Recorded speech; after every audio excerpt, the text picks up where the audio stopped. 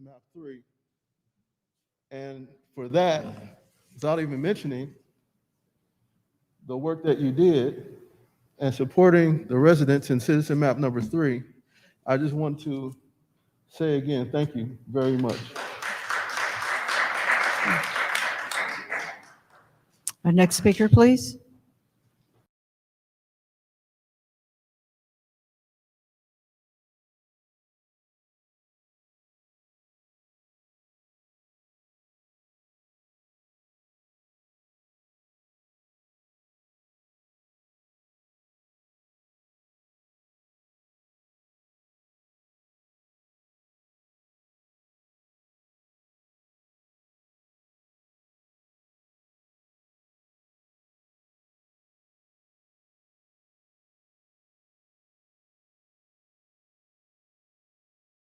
My geographic area is the biggest geographic area in the entire city of Flint. This means I have more land than any other council person that sits on this council currently. Why is that? When you look at what the trend is, and I want people to hear this, when they get ready to come to city council, as long as I'm on city council, to get all of this development going. You have more green space in the third ward than you have in any other ward. So that means the housing stock is leaving. Why is the housing stock leaving? When you look at the trend, what you see is a lot of development going on around downtown Flint. So every time we go and we try to find, we want to build some more housing, some affordable housing, and I'm sending a message today to whoever it may concern that the third ward wants to see some housing development, because in 10 years coming from now, if we keep on going down this trajectory that we're going down, and I want people to hear this, if we keep on building houses around the downtown area and leaving us out right here, in 10 more years, the third ward will be even bigger than this, because people leaving, you don't see no houses being preserved. All the money that's been coming in the Flint over in the last 30 years, over $1 billion now came in the city of Flint, and as a result, our neighborhood ain't seen nothing. So when people come up here and come to city council and want to talk about housing development, I want y'all to remember a councilman, third ward, Quincy Murphy, came to this district meeting and put on the record that my neighborhood is lacking housing development, is lacking the people that's trying to be preserved over there. You can't find no house, no money to put no roof on. And every time you turn around, you see some more housing development going on downtown, and ain't nothing going on over in my ward. So what I'm saying, it's a new day at City Hall, because Quincy Murphy is the city council. Until somebody recall me or something else, I'm gonna be fighting for the next 10 years or for whoever that's gonna come behind me to make sure that we try to get some housing development, because I'm sick and tired. Every time you turn around, there ain't no housing development over on the north end of Flint, and people coming down here want a tax break, and we gotta pay taxes, and people losing their house over there on the north end. And then when we come and talking about a redistricting, here my ward, the biggest ward. It's a new day in town.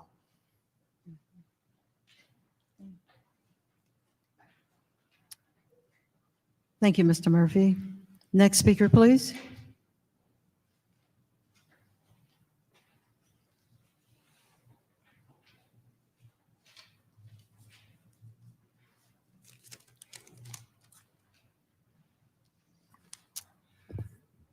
Good evening, fellow residents, commission members, and dedicated city workers. I'm a little shaky. It's been a long time since I've done much public speaking, pandemic and all that. Oh, sorry. Thank you all for being here Excuse me, tonight. could you please give your name? I'm Dakota Starr, and I live with my father at 2328 Cummings Avenue in what is currently the city's 8th ward.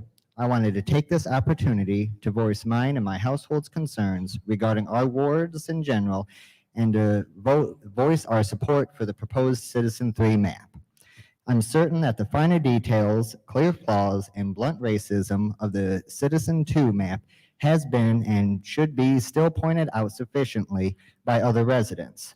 Our most vocal of these have come from the very residents who will be most affected negatively by the abstract lines for the 7th Ward.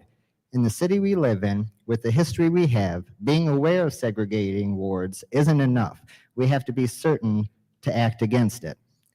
The wards themselves, I would also like to address, specifically the situation we find ourselves in now. Because of burdensome and even absurd laws guiding all of this, soon hundreds of residents will find themselves in the wards of council members they didn't even have an option to vote for just a few months ago. Some of these residents, myself included, have considerable interest in the wards they have been living in. And soon, through no choice or fault of their own, they will be made to be put into another ward. Speaking of residents of the wards and their representation on council, let's look at the latest census. Firmly believing that the numbers collected are not the most accurate for the city, I urge a consideration for a recount. Not unheard of in our state, Detroit is currently undergoing this process again. But regardless, in a city of 80,000 residents, we have one council member for less than every 10,000 residents. Such a disproportionately top-heavy local government is proving to be ineffective. What's more is to hear over and again residents say they want a council which focuses on the city as a whole, rather than downtown, the North End, South Side, or the Cultural Center. Other American cities successfully have adopted at-large council members elected to represent the city as a whole rather than a neighborhood or an interest. While this idea may lead some to think it would only further to pollute our current situation, I beg you to imagine a reduced effective council, perhaps of only 5 wards, with 2 at-large off-year council members who, like our mayor, must garner support from across the city. By deciding that our governing system will chase the population rather than be grounded in set spaces, it almost promises an amount of disenfranchisement. If we are bound to continue this path, I offer the suggestion that we follow our very charter, which itself states that these lines need not be implemented until before the primary in which they are to be used, 4 years from now. Or are we going to run the mayoral and gubernatorial by wards? Let us waste no more of the clerks, commissioners, or the residents' time. Thank you. Our next speaker, please. Are there any other speakers? Are there any other speakers?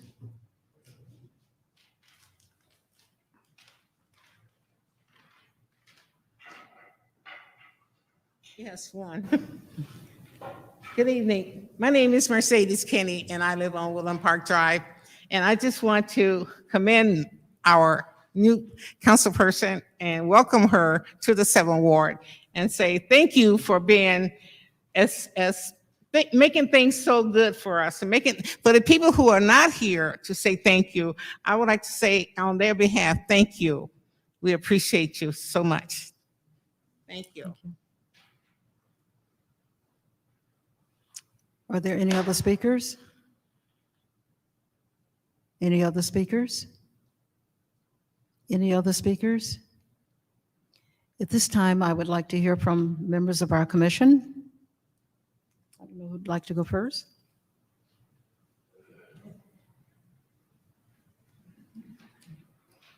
Neither of us have anything at this time. If we would like to move forward with adoption of the Citizen 3 map. Well, if you want to move forward, then we need a motion of some kind. Should I have it on? I'll motion to accept the Citizen 3 map and move to council. Okay. Roll call, Madam Clerk. Yes. Yes. Okay. Okay, with that, the vote was 3 yes, 0 no, which means that map 3, Citizens Map 3 will be moved to council. And this is all in accordance with the charter, the Flint City Charter, whereby whatever we do then has to move to council for their approval. And we will then put together the appropriate documentation along with the map and anything else that we can come up with that they need to have. the other thing that we have to do is give a description, which Ken Kalita has already kind of put together a description of each ward. And it's a narrative, which is almost like 2 pages long per ward, describing everything accurately and so forth. So even though we will not be necessarily meeting publicly again with you all, we will be turning things over to the city council for their approval, hopefully at their next meeting, which will be held, is it Monday? Committee, well, it would probably be the 28th of February at 5:30 PM. Okay? With that, what I would like to do, though, is to indicate to each of you and to those who have been here with us throughout this entire process, we greatly appreciate your input. We appreciate any criticism you may have given us, which we've responded to, and we've reacted to in such a way as to do whatever we could to address whatever your concerns are. Because this is America, and we want everything to be equal and just. And some of the things that have been mentioned in terms of some of the things maybe we shouldn't have done, we have to do things so that we're in accordance with the Flint City Charter, with state law as well as with federal law. And sometimes some of those laws kind of contradict each other a little bit, and we have to then engage legal services, namely our city attorney's office, in order to be sure that we are in compliance with the law. And guess what? Everything that we have done, we're in compliance with the law. The other thing I would like to do is thank Mr. Ken Kalita. Would you stand? Stand. He's worked with us a number of years on these things before. He's from the county, and he does an outstanding job. He's not political, and neither are we. Basically, we work for you all, the people of this community, and we adhere to your wishes, not from a political standpoint. So Ken, I want to thank you tremendously for all that you're doing to help us. And so that when there's another count 10 years from now, you'll be around to do that one too. Okay. Okay. Well, thank you all again for coming. If you have questions or concerns, you can always call me in the office anytime, but I appreciate all that you all have done to help us. I would entertain a motion to adjourn at this time. Okay. Okay. Roll call. Yes. Yes.